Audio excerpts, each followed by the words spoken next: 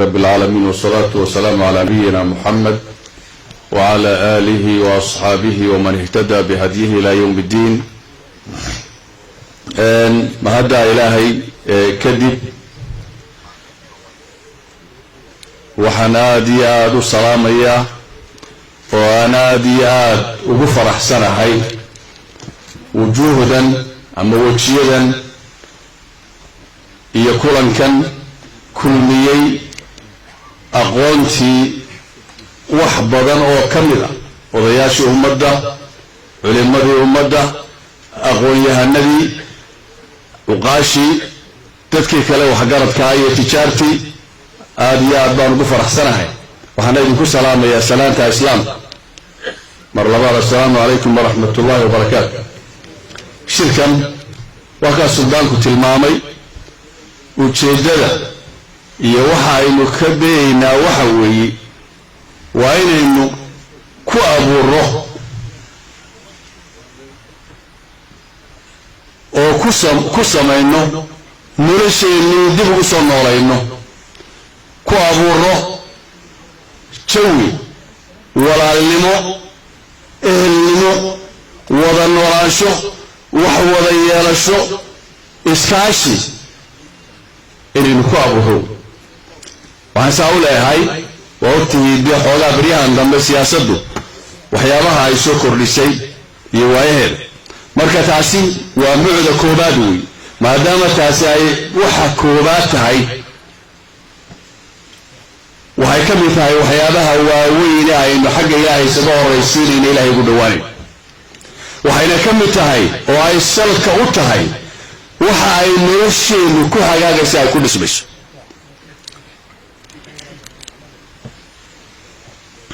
markaan intaa ka gudbo oo ah ujeedkii aanu isla qaadanay shirku inuu sidaa yahay uuna yahay shir dhaqan uu yahay waxaan taabanayaa siduu shirkani kusoo bilaabto waxaan aada iyo aada u codsanayaa waxaan meesha ka raadinaynaa waa islaax iyo khayr shirkan beelaha habar jeclaa dhigay shirkani wuxuu ka duulayaa gogoldhigaasi dee aragti weyn buu ku salaysan yahay oo ah in wixii labadan beeloo dhex galay la saaro wixii beelaha somalilan dhex galay la saaro walaalnimo iyo midnimo sidii lagu heli lahaa la raadiyo nolosha adduunyaduna ay ku qumi nolosha aakhirana ay ku qumi lahayd wax walbana somalilan saldhigeedu waa burcaw wixii khayra halkan ka bilaabtaa waddanka waa gaadhaa nabadii xilligii dagaalkii mashruuca dabadiisii ee waddankuba uu faraa ka baxay labadan reer ayaa bilaabay gaashaamuu kulankii ugu horreeya ka dhacay kii baalidhayaa ku xigay kii duruqsidaa ku xigay kii beereed baa lagu khatimay waxaa ku xigay inaanu annagu tagnay heshiis caamo somalilan oo dhan innagaa matelaynay labada yadaa reer waxaanu halka ku go'aansanay baanu ku hawlgallay oo aanu hargeysa ku tagnay oo wax alla wixii dad xildhaan lagu soo daayey oo aanu dowladdii somalilan wixii meesha caqabad yaallay laga qaaday dabeetana meesha ay somalilan dee nabadda asalka somalilan taalla waa ta halkan ka timi wey somalilan meeshii lagu aasaasay waa halkan wey talada somalilan asalkeedii hore waa meelaha ay xijinka u ahaa ama ay fadhideen saas darteed dee hadday markasii ama saldhigii talada meeshani tahay way habboon tahay in markaa la hagaajiyo marka waxaan taabanayaa in yar oo ah siduu shir ku soo bilaabtay ilxaqaa'iq waa tii aynu doorasho gal doorashadii xagtimo badan bay dee dhashay waa lagu kala cawda berigii markii hore annaga dee mar xambaaran nagu dhacday oo ereyana noo raaceen oo muddo hiiftaamayni waa dee ogeeda berigii riyaala markay nagu dhacday hiiftaamkii wixii ka dhashay waa ogeyn doorkii dambe waxaanu tirsanay markaa dee in walaalada iyo ay naga hiiliyeen taasay hiiftaanka sabab u ahaa iyo cabashada yada doorkii ugu dambeeyeyna dee abtiyaashay baanu ka hiilinayo dabeetana ina halkaasay hiiftaanka iyo hiiftaan iyo cabasho iyo wax tirsi ka dhashay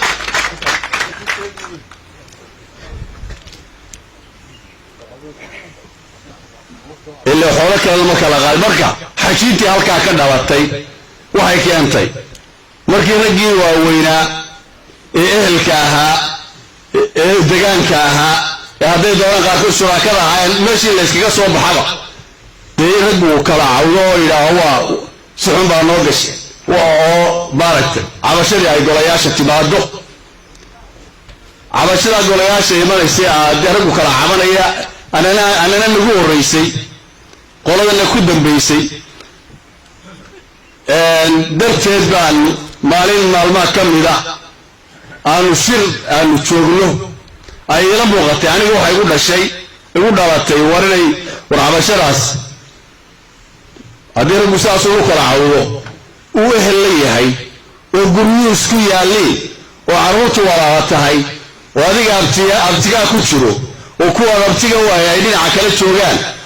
oo noloshu ay sidaa isugu rakiban tahay war sidaa wax badan baa ku lumaye rag badan baa golaa joogay raggaa badan siyaasiyiin buu lahaa salaadiin buu lahaa dhinaca iyaga ayuu lahaayoo salaadiin joogtay dhinaca kale ardayga garxajis buu lahaa iyada